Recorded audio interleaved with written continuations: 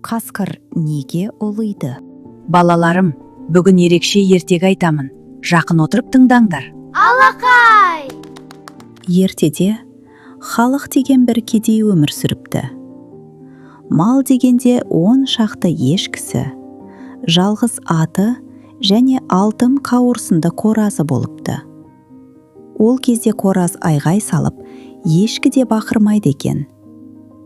Күндердің бір күнінде ақсиған тісі бар, адам қорқар түсі бар бір аң келіп, кедейдің 2 ешкісін алып кетеді. Кедей үйге кіріп келіп, өзі барып тұрған қас күнем екен, қырды да кетті, дейді халық күйініп кемпірі мен баласына. Сонда баласы ойланып тұрып, Ол өзі бізге қас, ешкілерді қырды, демек ол қасқыр ғой. деп қалады. Содан бастап қасқыр атанған екен. Қасқырлар кедейдің малын қыруды қоймайды. Кеш қарайғанда тіпті қамаулы тұрған ешкіні қораға түсіп алып кететін болады.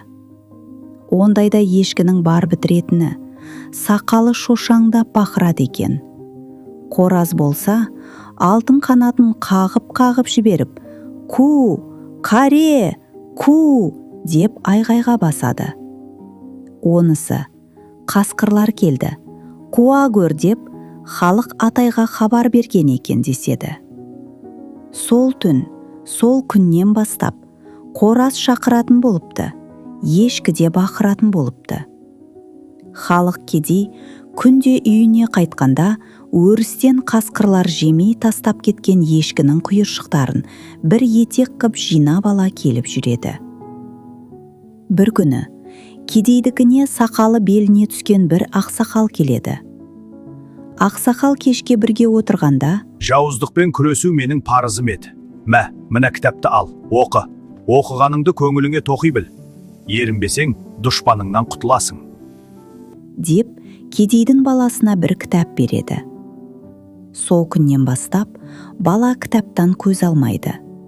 Оның бар ойы жауыз қасқырды өлтіретін бәрі жасап шығару болады. Ақыры бірнеше шөп тамырларын қайнатып дәрі жасайды. Оны апарып құйыршық жемтікке сеуіп қояды. Ешкілерді үйге қамайды. Қасқырлар бірінші күні келіп үйді ториды, ешкілер көрінбейді. Екінші күні келеді, ешкілер шықпайды. Үшінші күні қасқырлар ырылдап келіп, үйдің іргесін қаза бастайды. Бірақ үйге кіруге батпайды. Ешкіден күдер үзген соң, жауыздар жемтікке жиналады. Қомағайлау біреуі келген бетінде арс етіп, жемтікті қауып өтеді де, «У-у-у» деп мұрнынан шаншыла құлап түседі. Қалғандары бас ауған жаққа қаша жөнеледі. Содан бері қасқырлар «У-у-у» деп улейтінді шығарыпты. Ал қораз «Ку, қаре, ку» деп айқайлап шақырады екен.